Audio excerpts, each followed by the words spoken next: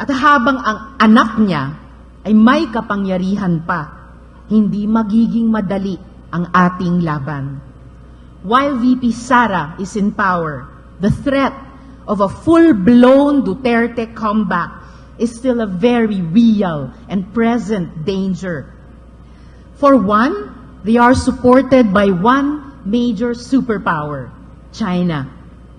Magandang araw po, ito po si Rinibay. Ito po ang kaganapan ngayong araw dito sa City sa buwan ng Pebrero 2026. Ito na po, nagsalita na po ang ating pangalawang Pangulo na maging presidente sa darating na 2028.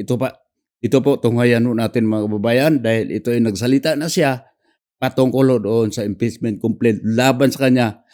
At pagkatapos nito natin panuorin at pakinggan, bibigyan natin ng opinion at komento itong mga sinasabi ng ating Vice Presidente, Inday Sara Duterte. Assalamualaikum warahmatullahi wabarakatuh. Madayaw, ug maayong adlaw kaninyong tanan. Magandang araw sa inyo lahat. Ang impeachment complaint na inendorso ng akbayan ay isang papel na walang kalakip na kahit anong ebidensyang magpapatunay sa mga paratang na isinasaad dito. Hindi na ito bago. Matatandaan na ang impeachment laban sa akin ay naging sagot nila sa aking pag-alis sa gabinete. Isang hakbang na isinagawa dahil hindi na maipaliwanag ng Pangulo ang patuloy na pagkalugmok ng bayan sa kahirapan dulot ng kanyang kapabayaan at bisyo. Noong 19th Congress, binuksan pa nila ang isang investigation in aid of legislation. Hindi upang lumikha ng batas, kundi upang magsagawa ng isang malinaw na fishing expedition para sa planadong impeachment laban sa akin. Paulit-ulit nilang ibinandera ang isyung Mary Grace Piatos bilang umano'y bahid ng katiwalian. Kahit na sa kabila ng lahat ng investigasyon ay wala silang naipakitang kahit isang direktang paglabag sa paggamit ng confidential funds. Sumunod na dito ang bentahan ng mga pirma para sa impeachment at ang mga tinaguriang for later release projects na ipinangako umano sa ilang miyembro ng Kamara upang itulak ang impeachment laban sa akin. Mga pangyayaring mismong inamin na ng ilang mambabatas sa kanilang mga naging pahayag. Mga kababayan, walang kredibilidad ang akbayan upang mag-endorso o magsumite ng impeachment complaint. Ilang ulit ng hayagang ipinahayag ng kanilang pinuno ang kanyang intensyong tumakbo sa pagkapangulo. Isang malinaw na indikasyon ng pampulitikang motibo sa likod ng kanilang mga hakbang.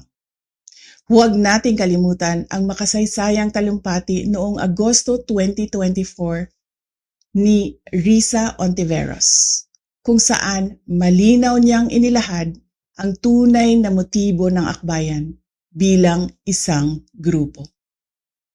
At habang ang anak niya ay may kapangyarihan pa, hindi magiging madali ang ating laban.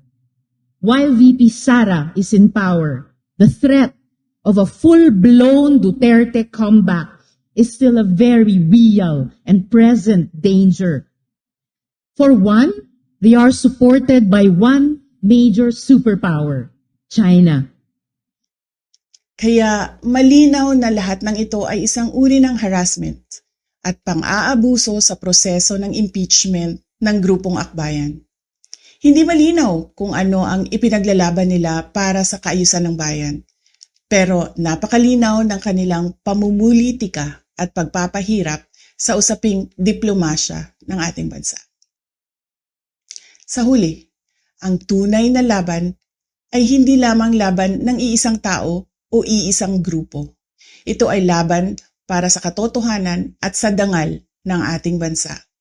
Naway magsilbi itong paalala sa ating lahat na ang kapangyarihan ng impeachment ay hindi dapat ginagawang sandata ng politika, kundi isang banal na proseso para sa hustisya at pananagutan.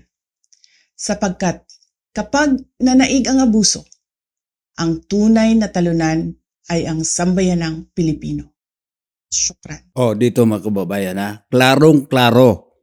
Ito, maikli lang tong talumpati talaga ni BP Inday pero klarong-klaro, detalyado na bakit nagkaroon siya ng impeachment. Alam mo natin. At anong pakay ng mga makakaliwa.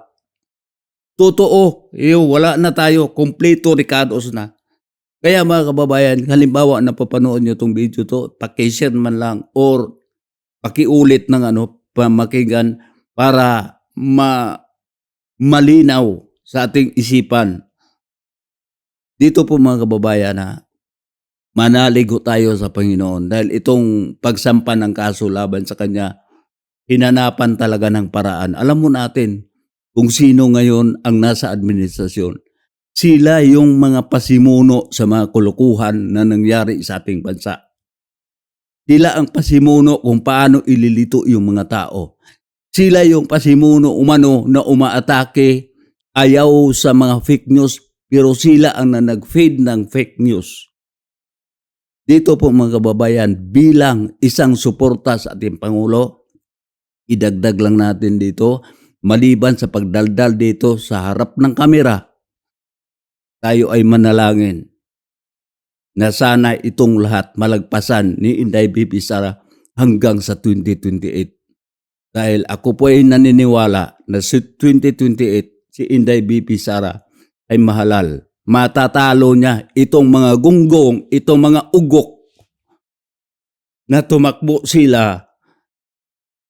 Kakalabanin nila si Inday BP hindi para magsilbi sa bayan, kundi para talunin lang ang mga Duterte. Anong mapapala natin? Kaya nga, dito lang, kakasabi lang na ating BP Sara, walang ibang talunan dito, kundi ang taong bayan, ang bayang Pilipino, hindi si BP Sara. Sinabi ba niya? Kaya mga kababayan, sinabi na ni BP Sara, ang banal na kapangyarihan ng ating konstitusyon ay isa ang impeachment para mapanagot, pero hindi para atakihin, para iharas ang kalaban sa politika. Halata naman mga kababayan. Kinakalaban nila. Saan ka pa? Klarong-klaro na ang impeachment complaint laban kay PBBM na gumagamit siya ng droga. Anong pahayag na dilema? Yung paggamit ng droga, hindi impeachable offense. Pero dito lang natin makikita mga kababayan, paano nila binababoy dahil hindi nakasulat doon. So hindi impeachable offense. Pero klarong-klaro naman, pag gumagamit ka ng mga illegal na mga substance, hindi ka na matino. Bakit?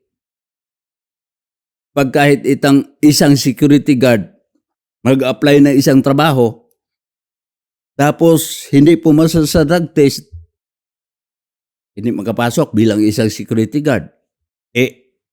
Isang kwarto lang yung binabantayan. Halimbawa natin, pawn shop yung binabantayan. Halimbawa, milyon-milyon yung pera dyan. Binabantayan, milyon-milyon. Sabi niya, hindi aabot ng 1 milyon siguro. Isang pawn shop, lalo na doon sa mga probinsya. Sabihin natin, 100,000 isang araw yung pera dyan, binabantayan. Security guard, hindi nakapasa sa drug test. Hindi makapasok, hindi makabantay dyan. Dahil delikado. Pero itong bansa natin, itong namumuno, sabi ni Ate Amy, gumagamit ng illegal substance ang kanyang kapatid at siya ngayon ang namumuno sa ating bansa. Kaya nga nagkawin-winang, kaya nga kinukuha yung bilyon-bilyong halaga. Umabot na nga ng trilyon.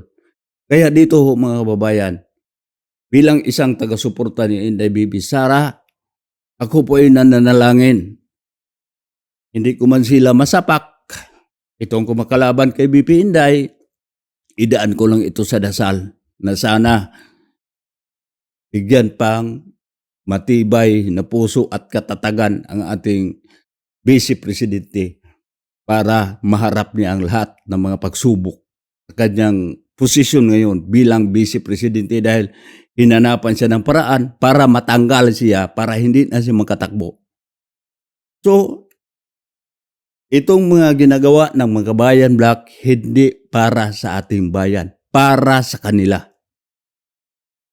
Hindi para kapakanan ng sambayan ng Pilipino. Ginamit lang nila ang sambayan ng Pilipino para lang makapaglinlang ulit. Alam mo natin, yung administrasyon ngayon, budol. Kaya nga, namihasa itong mga kuluho. Namihasa itong mga gonggong. Pero mo, nagsama-sama na sila. Gilo. Pink. Dati, dito lang nga, example ko lang dito ha. Insert ko lang dito. Bakit sila nagsama-sama? Dati ha. Nagbabalimbingan na sila ngayon para mapalakas. Itong oposisyon dati sa mga Marcos, ayaw na nila. Si Pangilinan, ayaw sa mga Marcos. Si Leni Robredo, ayaw sa mga Marcos yun. Nagatunggali ngayon. Tapos ngayon, anong nangyari? Puring-puri, himod-puwit. Kay Marcos, bakit? Andun yung pera eh. May ambisyon sila na tumatakbo. Pagkakaalam nyo, halimbawa itong mga umakampi kayo sa Marcos, pag halimbawa sila na ang nasa posisyon, haabulin pa rin nila yung mga Marcos. Mga traidor yun. Kaya hanggang dito lang po mga kababayan, sana po matagumpayan ng ating pangalawang Pangulo ang mga pagsubok. At tayo naman bilang taga-suporta, maliban sa pagngaungaw dito sa harap ng kamera, tayo po ay mananalangin nga itong lahat mapagtagumpayan ng ating pangalawang Pangulo at bigyan pa ng pagkakataon para sa ating bayan at tayo ay magkaroon tayo ng matiwasay. Hindi naman tayo siguro na magiging mayaman, at least man lang maisaayos yung nabubulok ng mga bulok ng mga ginagawa ng mga nasa kapangyarihan ngayon. At wala naman lang ibang ginagawa kundi nakaw doon, nakaw dito. Yung mga nagsasalita sa mga ginagawa nilang mali, ito ang mga hinahabol nila. Pero itong mga nagnanakaw sa pira ng bayan, ayon, pinabayaan lang. At hanggang dito lang po, ito po si Rene Bay. Salamat at hanggang sa muli, kita-kita tayo. Bye-bye.